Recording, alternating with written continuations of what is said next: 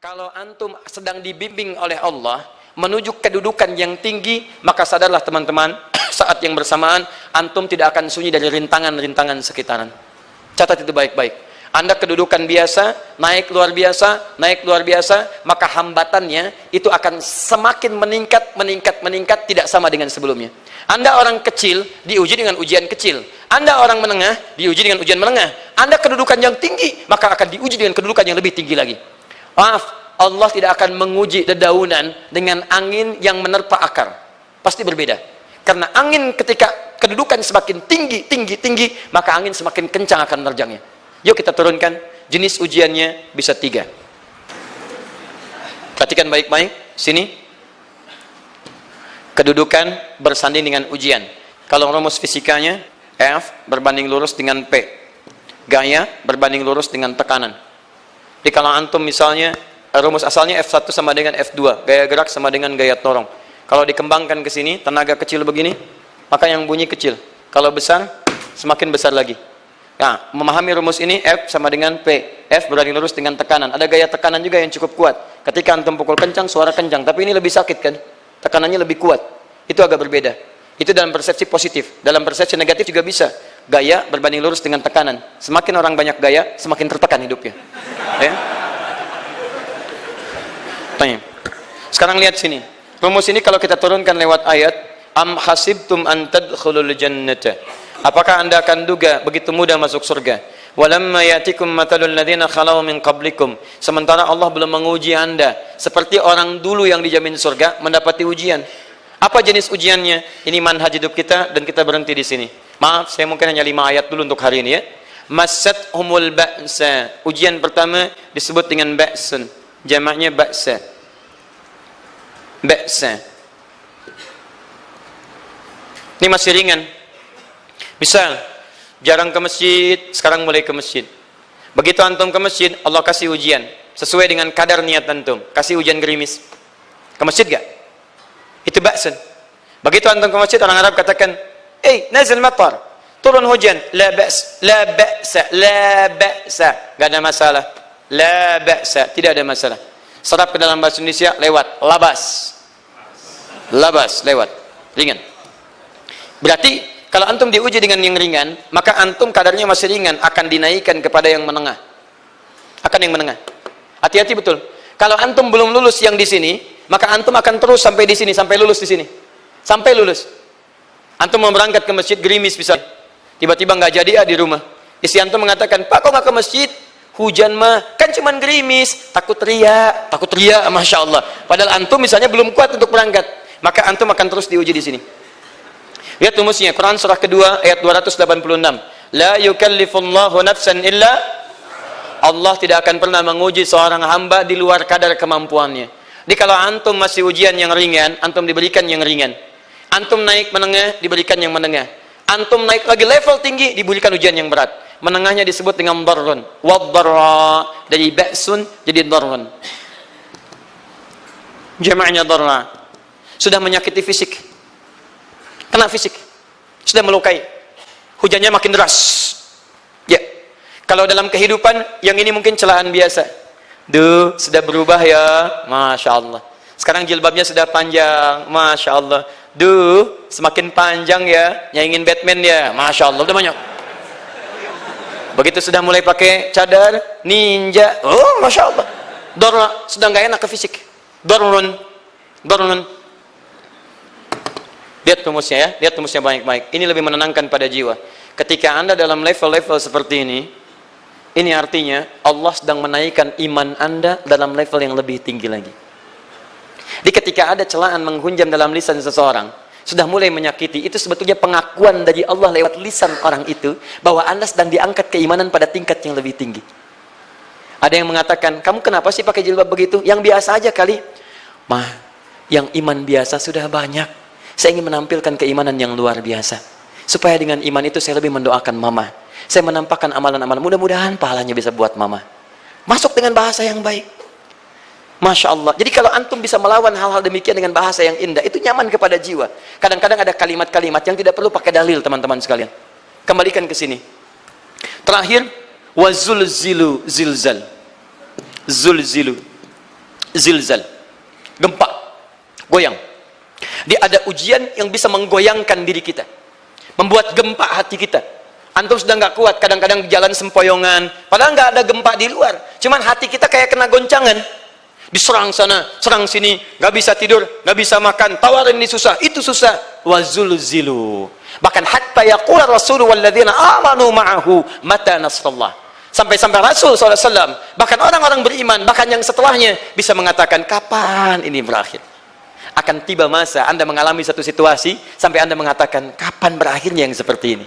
Serang, serang, serang. Perhatikan, jika Anda berada pada level ini, saya ucapkan selamat kepada Anda. Karena Anda akan diangkat pada kedudukan yang tertinggi di antara sekian ujian yang ada. Zilzal. Artinya Allah akan naikkan Anda pada derajat yang tinggi.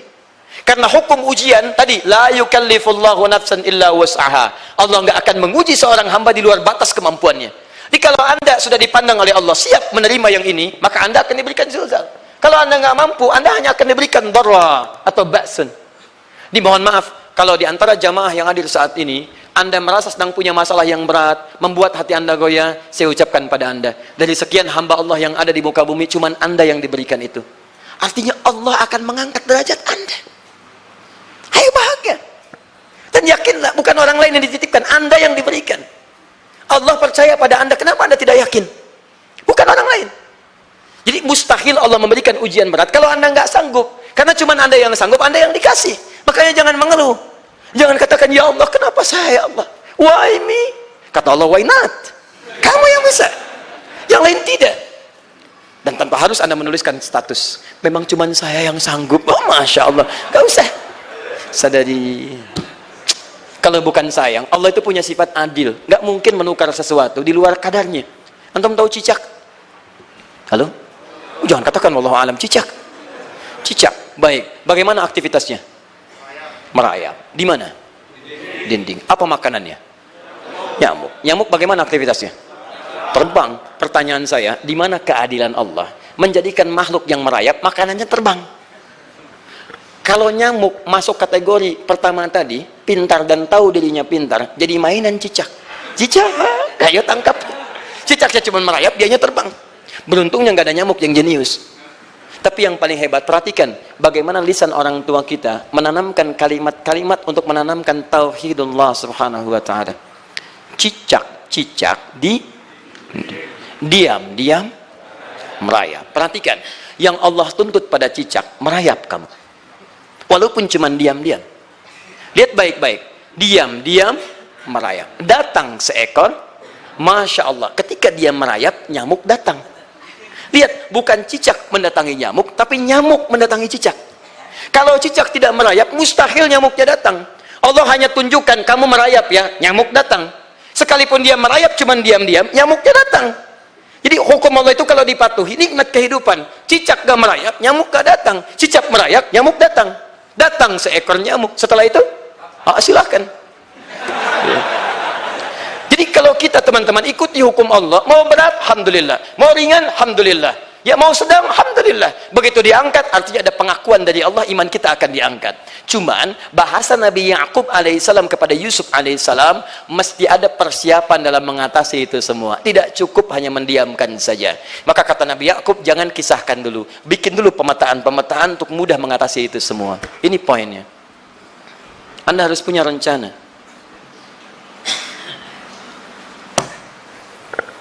Maka Nabi Ya'qub menyiapkan, bekali dulu ini, siapkan itu. Kalau ambil ke aspek teori untuk kita sekarang, tafsir dari ini untuk menyelesaikan solusi di Quran surah kedua ayat 214 tadi, maka jawabannya ada di Quran surah ketiga ayat 142, paling kiri sebelah atas. Ini kanan sebelah bawah, ini kiri sebelah atas.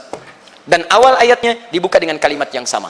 Perhatikan, Al-Baqarah ayat 214 kalimatnya menggunakan am hasibtum an tadkhulul jannah.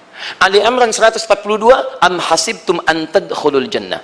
Yang Al-Baqarah itu ujiannya, walamma ya'tikum mathalul ladzina khalau min qablikum masathumul ba'sa wad-dharra waz-zulzilu. Yang Ali Imran itu solusinya. Am hasibtum an tadkhulul jannata walamma ya'lamillahu alladzina jahadu minkum wa ya'lamas sabirin.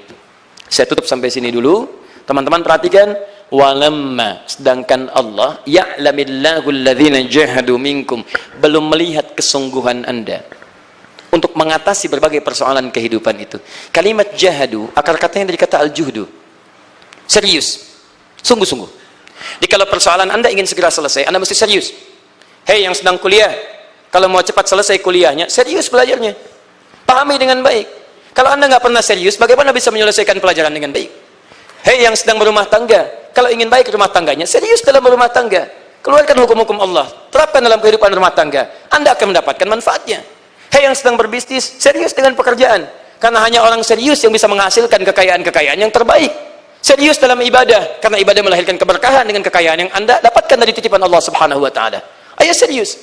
Al-juhdu dibagi 3 bagian. 1, serius dalam merencanakan, disebut ijtihad namanya. Bikin rencana. Misal, maaf, tadi dalam keluarga, kalau diambil kedudukan Yusuf alaihissalam, antum tempatkan itu pada porsi pertama sebagai target. Misal, Yusuf diberikan kedudukan oleh Allah. Bagaimana anak saya punya kedudukan walaupun tidak sama dengan Yusuf alaihissalam? Cari, rencanakan, buat pemetaan. Di masa depan anak saya mesti punya kedudukan. Apa? Kalau dalam kedokteran, kedudukan dokter yang terbaik. Kalau dalam bisnis, pengusaha yang terbaik. Misal, kalau dalam pemerintahan, jangan tanggung-tanggung, jadi presiden, jadi itu. Anda turunkan kemudian pendidikannya dari situ. Ijtihad direncanakan. Masuknya lewat sini, lewat sini, lewat sini, lewat sini. Seperti kemudian, maaf, Hannah dengan Imran, rahimahumullah, merencanakan hasil yang terbaik untuk Maryam. Bahkan sejak dalam kandungan. Quran surah ketiga Ali Imran, dari ayat 35 sampai 37. Paling kiri, pertengahan sampai bawah. Idh qalat imra'atu Imran, Rabbi inni nazartu, bahkan nazar. Nazartu ma fi batni muharrara, saya bernazar anak saya yang lahir ini akan punya kedudukan dekat dengan Allah Subhanahu wa taala. Di sejak bayi direncanakan. Mau jadi apa? Setelah itu apa? Jihad. Jihad itu kesungguhan dalam mempraktekkan, mengaktualisasikan konsep yang sudah dibuat. Jangan sampai cuma berdoa tapi doanya tidak disandingkan dengan ikhtiar, nggak nyambung. Makanya ketika lahir ada jihad, jihad dengan doa. Falamma wada'at saqalat rabbi inni wada'tuha untha, ayat 36-nya. Wallahu a'lamu bima wada'at wa laysa dzakaru kal untha. Lihat, wa inni sammaituha Maryam wa inni u'idzuha bika wa dzurriyyataha minasyaitonir rajim. Doa. Setelah berdoa apa? Teruskan. Bagian akhirnya ayat 37-nya. Maaf teman-teman, tidak cukup dengan doa. Karena Maryam masih dekat dengan Allah, punya kedudukan, dia mesti dirawat oleh orang yang paling saleh. Cari Nabi Zakaria, orang saleh. Mesti merawat. Tempatnya masih netral dari keburukan, bikin mihrab. Jadi tempat dibuatkan, orang soleh merawat, doa dipanjatkan, doa berbanding lurus dengan ikhtiar. Apa yang terjadi? Ayat 37-nya. Fataqabbalaha rabbuha biqabulin hasanin wa ambataha nabatan hasana. Maka Allah Subhanahu wa taala menerima usaha orang tua ini. Doanya diterima, ikhtiarnya diterima. Jadi kalau antum mengambil ayat tadi, diterapkan dalam kehidupan, rencanakan teman-teman sekalian. Anak mau sekolah di mana? Mau jadi apa? Turunkan ke bawahnya. Oh, dia mau jadi dokter, dokter yang hafal Quran, turunkan. Pendidikannya di sini, di sini, di sini, di sini sampai paling kecilnya. Siapa gurunya yang dekat dengan Allah? Sekolahnya yang menjauhkan dari hal-hal keburukan, sampai satpamnya soleh, securitynya soleh, koperasinya orang-orang soleh, gurunya orang-orang soleh. Hadirkan. Kalau ikhtiarnya sudah nyambung dengan doa, maka fataqabbalallah, qabbalallah. Taqabbalaha rabbuha. Diterima Maryam, antum diterima. Jadi kadang-kadang yang nggak nyambung nih begini, doanya nggak nyambung dengan ikhtiar, itu masalahnya. Ya Allah, mohon ya Rabb, jadikan anak saya rajin sholat, hafal Al-Quran, tapi ditempatkan di sekolah yang tidak pernah mengajarkan sholat, gak nyambung. Ditempatkan di tempat yang tidak pernah mengajarkan Quran, tidak nyambung. Gak ada kesamaan di situ. Maka Nabi Ya'qub alaihissalam memberikan gambaran kepada anaknya, nak, kamu akan punya kedudukan begini, hati-hati, setiap ada kedudukan akan ada rintangan, kamu harus punya rencana untuk merencanakan solusi-solusi terbaik untuk itu. Kemudian yang terakhir, ini yang paling hebat, mujahadah. Perjuangan melawan emosi. Karena tidak sedikit tantangan itu, maaf, yang berat itu bukan menghadapi fisiknya, tapi menghadapi diri kita sendiri. Mau ke masjid, malas, itu yang susah dihadapi dibandingkan dengan hujan. Hujan ada payung, malas mau pakai apa? Maaf, menurun, semangat turun, malas datang, kecewa datang, pesimis datang, lawan, namanya mujahadah. Gabungkan ketiganya, isi dengan sabar. Wa ya'lamas sabirin.